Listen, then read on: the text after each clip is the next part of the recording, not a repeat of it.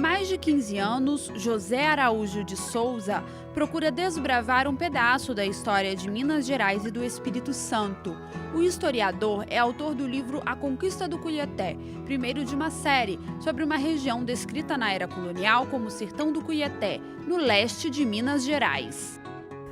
Olá, começa agora mais um programa Dedo de Prosa. É o nosso espaço aqui na TV Assembleia para falar sobre literatura. Hoje a gente bate um papo com José Araújo de Souza, historiador, também autor de um livro, vai contar um pouco dessa história para a gente.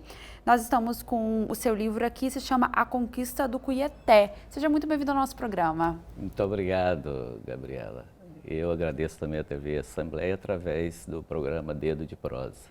A gente já estava conversando aqui no bastidor, né, antes de começar a nossa gravação, um pouco sobre esse livro, que é um livro resultado de um processo de pesquisa, né, de vários anos. O senhor é historiador e é um livro que traz um registro histórico que mistura um pouco da história de um território de Minas e também do Espírito Santo, né? A gente até comentou como a história desses dois estados tem esses pontos de encontro e de diálogo. Então, para começar o nosso bate-papo, vamos localizar o pessoal que está assistindo a gente nessa história. O Cuiaté é um distrito hoje chamado-se Cuiaté Velho, leste de Minas, pertence ao município de Conselheiro Pena e que teve uma importância muito grande nos primórdios de Minas.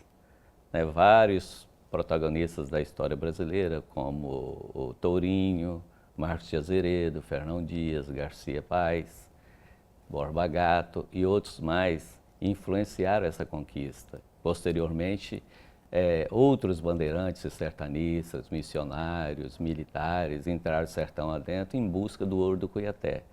Então, esse primeiro ouro de Minas, o achado, coube a Antônio Rodrigues Arzão. Era um paulista que veio também ao encontro dessa riqueza.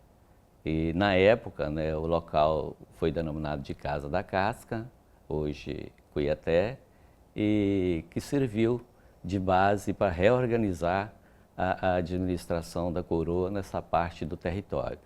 A princípio, pertencia ao território do Espírito Santo, nas capitanias hereditárias, e esse território, a partir do momento que os paulistas, principalmente os taubateanos, entraram no sertão, ele foi chamado de Minas do Taubaté ou Minas dos Cataguás. Posteriormente, São Paulo e Minas do Ouro, em 1709, que foi a criação da capitania, em 1720 levou o nome oficial, Capitania de Minas Gerais. Então, Cuiaté, como ele pertencia aos primórdios de Minas, essa história tem uma ligação interessante com o Espírito Santo. Ele era um ponto estratégico entre a capital de Minas e o Espírito Santo, Vitória. Como é que foi esse processo de pesquisa, né? Quais fontes o senhor buscou para reescrever essa história e preencher, né, as lacunas, os vazios aí que a história tradicional, não sei se eu posso falar assim, o senhor vai me corrigir melhor, que o senhor é da área, que a história tradicional contava? Olha, eu inicialmente, desde criança, eu gostei muito de ouvir assuntos mais velhos. Aquelas rodas de bate-papo de família, os avós, tios, outros parentes, amigos, sentavam para falar a respeito da própria família, dos arredores, curiosidades, enfim. Aquelas histórias que provavelmente iam passando na família, né? Por tradição, oralidades. E o Cuiaté despertava interesse, que era muito próximo da minha cidade, que é Alvarenga, no interior de Minas.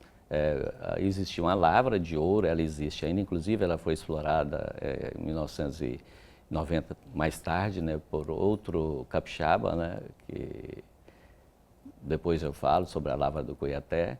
E então me despertou muito interesse, despertava a questão do degredo, era para onde levavam os vadios de Minas, Aí o pessoal contava, amarrado em rabo de animais, eram acorrentados, levados de Vila Rica ao Cuiaté, 56 léguas, em torno de 330 quilômetros. Então, isso aí ainda existia descendentes de famílias degredadas na região. Aí eu gostava de ouvir esse assunto, falei, não, vou aprofundar. Aí eu, morando no Rio de Janeiro, resolvi pesquisar um pouco mais. Arquivo Nacional, Biblioteca Nacional, Ministério do Exército, o Instituto Histórico e Geográfico. E o senhor encontrou com facilidade esse tipo de documento? A Biblioteca Nacional disponibiliza até online, como Arquivo Nacional, o Instituto Histórico era mais em loco, e a facilidade de encontrar documentação, tinha um códice, né, chamado Coleção Casa dos Contos, é onde encontrasse mais documentação relacionada ao Cuiaté. E depois pesquisei também em Minas, Arquivo Público de Minas, Arquivo Público de São Paulo, Instituto Histórico também de São Paulo, de Minas, do Espírito Santo. Eu ia perguntar justamente Arquivo Público isso. do Espírito Santo também rico em documentação, muito bem organizado. Então, os arquivos públicos, e em 2004 para 2005, começou a chegar uma documentação de Portugal, chama-se Projeto Resgate, através de um convênio com o Ministério da Agricultura. Esse acordo permitiu aos estados adquirir documentação da era colonial. Então, documentos que eram considerados sigilosos, às vezes iam para Portugal e não ficou cópia aqui no Brasil. Então, com a chegada desse documento, permitiu a historiadores, pesquisadores, né, a ter uma nova visão sobre determinados temas. Então, essa documentação do Projeto Resgate é que viabilizou muito o cruzamento de dados para a minha pesquisa. O senhor encontrou muitos documentos dentro desse milhares, projeto? Milhares. Tem pasta que tem 77 mil documentos. E isso uma pasta só de documentos, vou citar uma do Arquivo Público. E são de vários de períodos da nossa história? Sim, principalmente do período colonial, mas também de outros períodos, posteriormente, né, o Império, a República. Mas o Projeto Resgate concentra mais no período colonial. Questão de mapas, por exemplo, por uma questão de segredo, os mapas elaborados no Brasil, eles eram guardados, né, pelo Ministério do Exército. Até hoje, né, os mapas que eu pesquisei no Rio de Janeiro, 99, 2000, foi no Ministério do Exército. Então, são mapas que significava questão de sigilo, com receio das invasões estrangeiras, né, como ocorreu com os franceses, holandeses, que tentaram invadir o Rio, como também aqui a capitania do Espírito Santo. Em que momento que o senhor trabalhou todas essa pesquisa e foi desenvolvendo essa pesquisa, em que momento veio essa ideia e esse projeto de transformar em um livro? Porque é nesse momento que a pesquisa do senhor fica com fácil acesso a todos, né? Sim, nesse momento do livro. Olha, Gabriela, a questão de chegar ao momento correto foi diante do volume de documentos que eu pesquisei. Chegou um momento que estava difícil juntar essa documentação. Eu fui trabalhando por módulos, separando por assuntos. Aí eu denominei, quando foi em 2003, mais ou menos, como Projeto Resgate, Projeto Cuiaté, desculpe, Projeto Cuiaté. Então eu fui dividindo em módulos. E uma filha ajudou a condensar esses dados, né, que é a Juliana Antonini, ela foi primordial aí nessa colaboração. E a infinidade de documentos, eu tinha uma questão de saúde, que eu tinha dificuldade eu tenho esse problema. Eu fiz uma cirurgia e tinha uma dificuldade para escrever ou digitar. Então, em determinados momentos, inclusive a família foi primordial, né? Minha esposa, Ana, os filhos Pedro, Juliana e Luísa ajudaram a digitar, a transcrever documentos. Quando eu não tinha condição, eu editava para eles escreverem, que eram os resumos que eu fazia, através de pesquisa online também, principalmente. Então, quando chegou esse determinado volume, eu falei, não, agora eu preciso publicar um livro. Aí foi o Projeto Cuiaté. Mas aí eu queria ressaltar, eu queria que o senhor também explicasse para quem está nos assistindo, que não é o projeto é maior, né? Não é só a publicação de um livro. Sim. Como é que o senhor está com relação à expectativa e à produção de outros volumes? Como que isso vai ser organizado? Sim, o Projeto Cuiaté seria esse resgate histórico e cultural dessa região importante, que em determinado momento ela representou a salvação de Minas, que Minas estava em decadência, foi a segunda metade do século XVIII, né? Decadente do seu apogeu, e ela enxergou no Cuiaté, que era um distrito já falado por antigos bandeirantes, onde existia um Eldorado, riquezas imensas na região. A ideia de prosperidade, isso, então né? É isso aí que levou alguns governadores a empreender a nova conquista do Cuiaté, isso aí com a anuência da coroa portuguesa. Bem, surgiu o primeiro livro, A Conquista do Cuiaté, e eu pretendo, através da documentação que eu tenho já sendo organizado, né, publicar de mais 4 ou 5 livros, ligado ao Cuiaté e com a relação também muito interessante entre Minas e o Espírito Santo. O que você pode destacar para a gente de curiosidade dessa história, que talvez o senhor, não sei se aconteceu, mas aí já fica a pergunta, que talvez o senhor, a partir da sua experiência, dos relatos, né, e das conversas que você falou que tinha, né, do relato oral, que o senhor tinha a ideia de que foi de uma forma e com essa pesquisa aprofundando e esses novos documentos, o senhor conseguiu reescrever de uma outra forma? Olha, a questão do primeiro ouro em Minas. É muito interessante porque o primeiro ouro em Minas era de 1693. Ele coube ao paulista Antônio Rodrigues Arzão, que era também de Taubaté. Ele saiu de Taubaté, subiu as serras, chegando na região de Itaverava, em Minas, próximo de Vila Rica, hoje Ouro Preto, e ele se perdeu. E ele entrou numa direção que foi o Cuiaté, chegando até essa região que denominou-se Casa da Casca. E esse ouro, eu defendo como oficial, como Cláudio Manuel da Costa, que é o maior poeta da Arcádia Mineira, também defendia, o maior cartógrafo de Minas, José Joaquim da Rocha, elaborou mapas impressionantes sobre a região e ele também defendia esse ouro. Manuel José Pires da Silva Pontes, que era um descendente também de Fernão Dias, inclusive governou o Espírito Santo, 1833 a 35. Ele também defendia essa tese, como outros historiadores. Já alguns autores ou pesquisadores defendem o ouro como se fosse próximo a Abre Campo, Rio Casca, mas como eu aprofundei e cruzei muitos dados de documentos antigos, principalmente do Projeto Resgate, eu cheguei à conclusão que a rota era a rota dos taubateanos, a rota dos paulistas. Arzão veio ao sertão, explorou o ouro no Cuiaté, apresentou esse ouro aqui na capitania do Espírito Santo. Na época, ele apresentou à Câmara de Vitória, porque o regimento mineral da época, ele dizia que quando você achasse algum mineral, principalmente o ouro, você teria que apresentar à Câmara mais próxima. Então, como ele estava no Rio Doce, ele apresentou esse ouro à Vila de Vitória, à Câmara de Vitória. Daí a defesa que eu faço do primeiro ouro oficial de Minas. Então não seria até bem de Minas, né? Seria dentro do Distrito Espírito Santo. E oficialmente eles defendem o ouro, outros autores, como sendo o ouro de 1695, 2 anos depois, que foi uma nova empresa. O Arzão, quando retornou Vitória, Santos, Taubaté, ele deu uma empreitada com o cunhado dele, chamado Bartolomeu Bueno de Siqueira. Então esse veio para seguir a rota de Arzão, com o cunhado dele, chamado Manuel Ortiz de Camargo, um espírito santense chamado Estevão Barbosa Sotomayor, e eles empreenderam essa bandeira. Só que o Bartolomeu morreu durante essa entrada por sertões, que seria a busca da Casa da Casca. Então, Manuel de Ortiz, o Estevão Maior e outros que compunham essa bandeira, normalmente uma bandeira era composta de 50 e poucas pessoas, entre índios, que conheciam muito bem as matas, tanto nas trilhas de caminhos como na busca de alimentos, como mel, frutos, etc. Então, esse ouro de 95, quando teve um encontro de 2 bandeiras, 1894-95, Salvador Furtado de Mendonça e com a bandeira de Bartolomeu Bueno de Siqueira, que seguia a rota do Arzão. O Salvador Fernandes também estava ainda ao Cuiaté em busca da preia de índios. Eles iam buscar índios, aprisionar índios para usar na exploração mineral ou na lavoura. Então esse ouro foi apresentado no Rio de Janeiro ao governador Sebastião de Castro e Caldas, foi em 1695.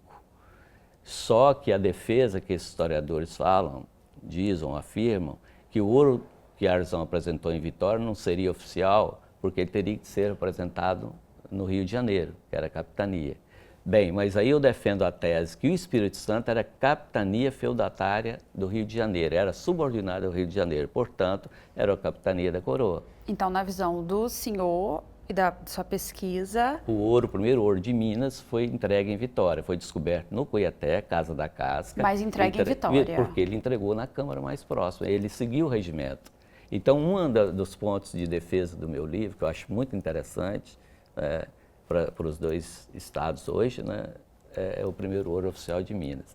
É uma coisa já bem falada, mas através desse documento, seguindo a rota dos paulistas, todos eles vieram nessa direção, inclusive Pedro Bueno Cacunda, depois de 1705 a 1746, ele explorou o Rio Doce.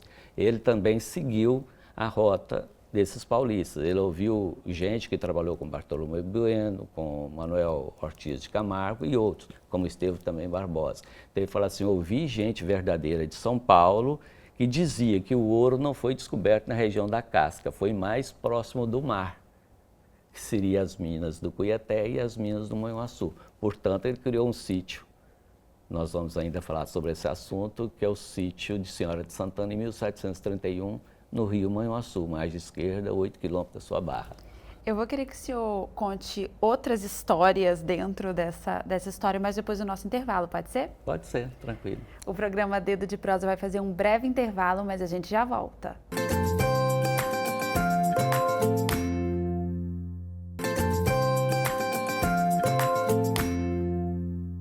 Estamos de volta com o segundo bloco do programa Dedo de Prosa. Hoje eu converso com o historiador José Araújo de Souza.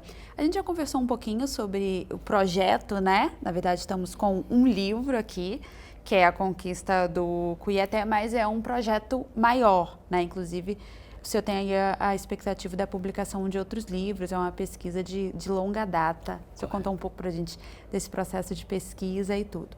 O que o senhor pode apontar para a gente dessa história? E aí eu vou deixar o senhor bem à vontade, pode ser uma curiosidade ou enfim, um fato histórico que chame a atenção para as pessoas que talvez não tenham tanta familiaridade, né, com esse período histórico ou com esse território também, né, com esse diálogo, esse ponto de encontro de Minas e Espírito Santo. O que o senhor pode trazer para a gente? Ele tem muitas lendas, né? Também era recheado de lendas, né? Uma delas, inclusive, era a respeito de Padre Ângelo. Padre Ângelo era da região de Campos. O pai dele, chamado Domingo Álvares Peçanha, foi capitão-mor da Paraíba do Sul. Então, um dia, todas as terras da Paraíba do Sul, que é Campos dos Goitacás, hoje uma das regiões mais ricas em petróleo do país, um dia pertenceu, na totalidade, ao pai de Padre Ângelo.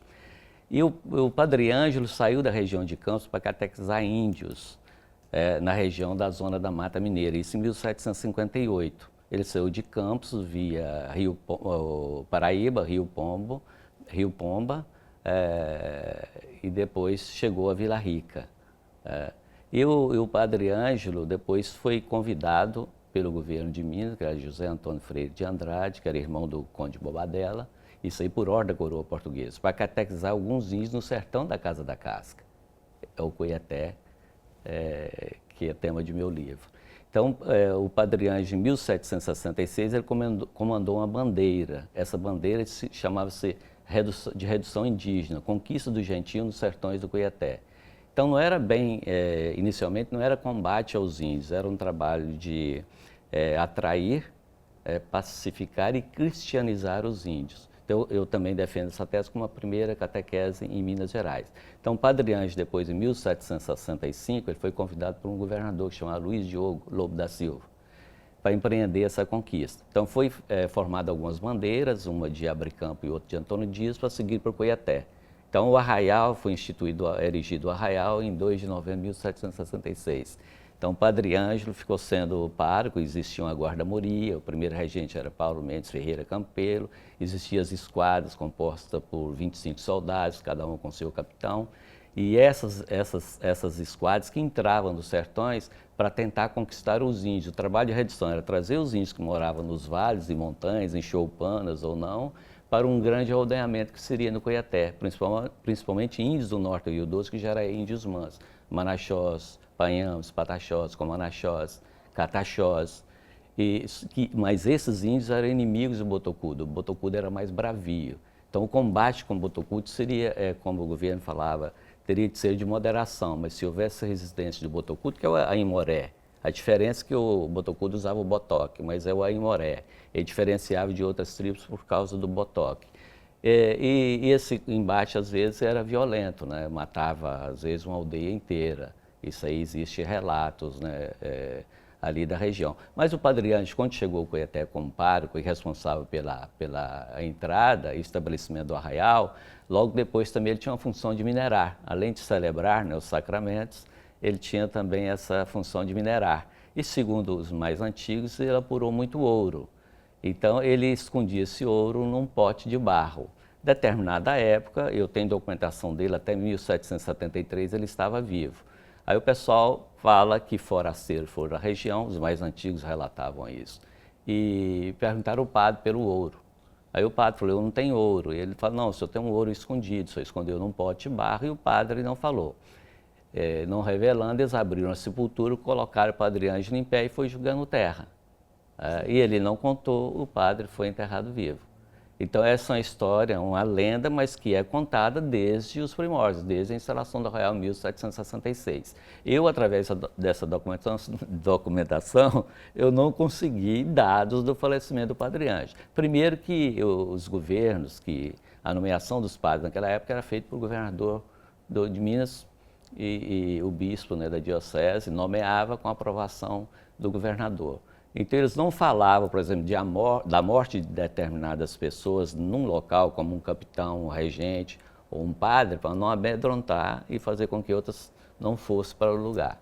Mas é uma história que ela corre na região, né, ali no Vale do Rio Doce, principalmente no leste, em cidades como Tarumirim, Itaiumi, Conselheiro Pena, Alvarenga, Paucrane, Itueta, o próprio Conselheiro Pena, a minha cidade, Alvarenga, né, a história do padre que foi enterrado vivo. Como que o senhor trabalhou no livro, né, e na sua pesquisa, essa questão do que, de fato, o senhor encontrou registro histórico e do que é lenda, né?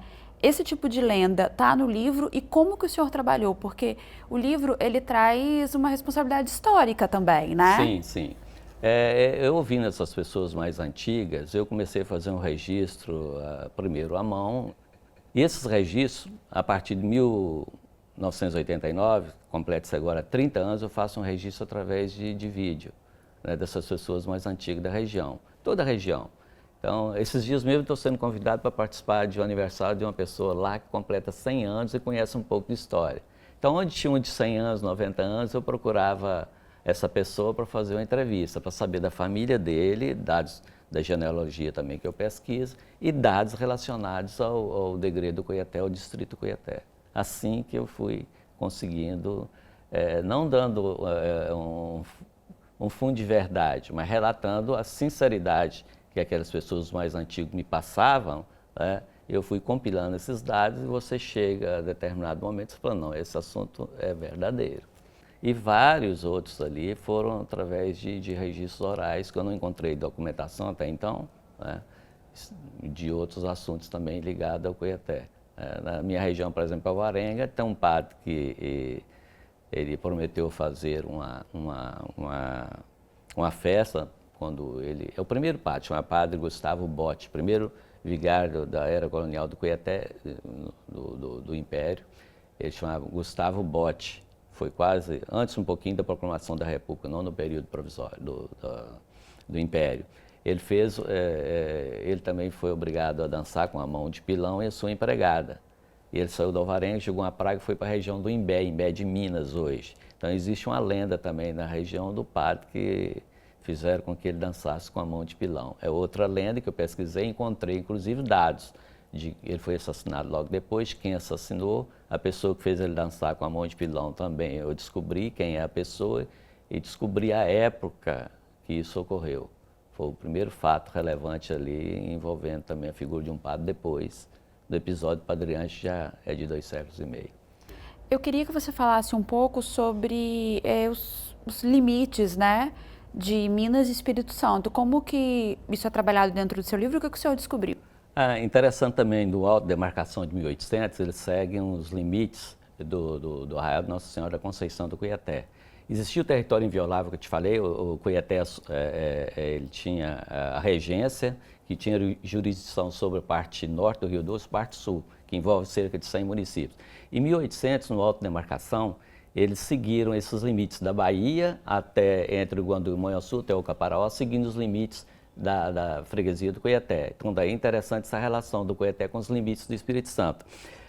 E também, outra curiosidade muito grande, são 2 mineiros decidindo o futuro da capitania do Espírito Santo. Antônio Pires da Silva Pontes era mineiro, era bisneto de Fernão Dias e representando o Espírito Santo no alto do demarcação, que é a assinatura do termo que ocorreu no Porto Souza, hoje Guandu.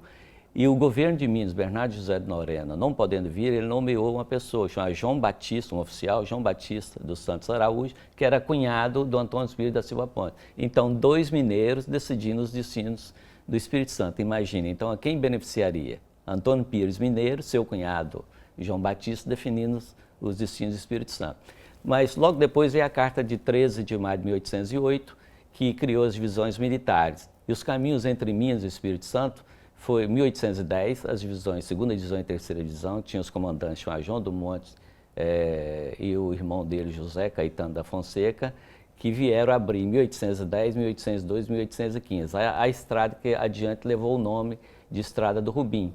E posteriormente uma outra estrada de Santa Teresa, que ligava a Vitória, a Natividade, hoje Cuiaté, que o responsável pela abertura foi outra pessoa, outro oficial do Cuiaté, chamado Norberto Rodrigues de Medeiros, por onde entrou os imigrantes italianos, que inclusive 21 é dia do imigrante italiano, 21 de fevereiro, dia da entrada. Passaram pela estrada, uma variante da estrada do Cuiaté. O nosso programa está chegando ao fim, mas dá tempo de eu fazer uma última pergunta, e aí eu quero uma opinião do senhor enquanto historiador, enquanto professor também, né, que o senhor atuou como professor.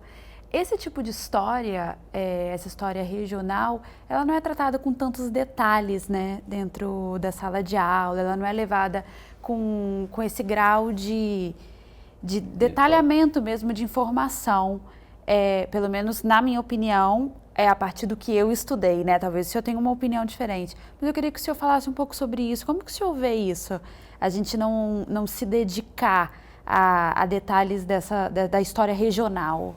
Eu vejo que há uma necessidade de aprofundamento de diversos temas.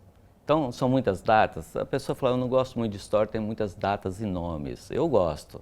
Eu já gosto de datas, nomes, fazer o cruzamento dessas datas. E para você estudar, talvez o conteúdo torna-se extenso.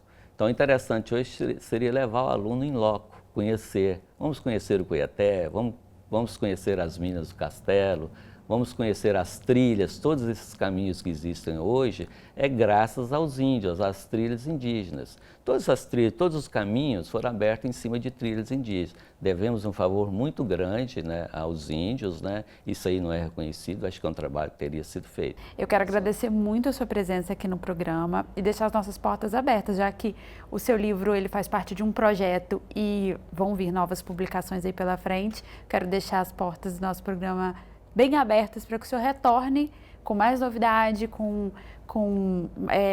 mais novidades sobre a sua pesquisa, suas novas publicações, mais curiosidades, que o senhor volte para conversar com a gente. Eu que agradeço pela bela entrevista, Gabriela, e agradeço a TV Assembleia através do programa Dedo de Prosa. Até uma próxima. O programa Dedo de Prosa de hoje fica por aqui. Eu agradeço muito a sua companhia. Fique ligado na nossa programação, TV Assembleia, Canal Cidadão.